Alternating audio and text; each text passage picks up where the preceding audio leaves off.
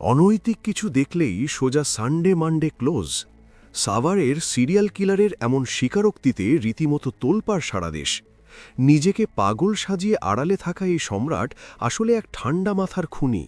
দর্শক, ঘটনাটি সিনেমার গল্পকেও হার মানাবে। সাভারের একটি পরিত্যক্ত কমিউনিটি সেন্টারকে রীতিমতো মৃত্যুপুরী বানিয়ে ফেলেছিল এই লোক।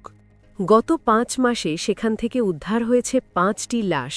পুলিশি জেরায় সে জানায় সে আসলে পাগল নয়, বরং অতিরিক্ত নেশায় তার মগজ ধুলাই হয়ে গিয়েছিল। তার অদ্ভুত নিয়ম ছিল, কাউকে ঘনিষ্ঠ হতে দেখলেই সে কোড ল্যাঙ্গুয়েজে বলতো মিশন 34, আর তারপরই ইট দিয়ে মাথা থেতলে খুন।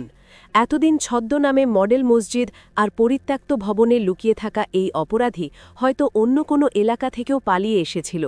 ভাবা যায়, আমাদের আশেপাশেই ঘাপটি মেরেছিল এমন এক ভয়ঙ্কর সাইকো কিলার।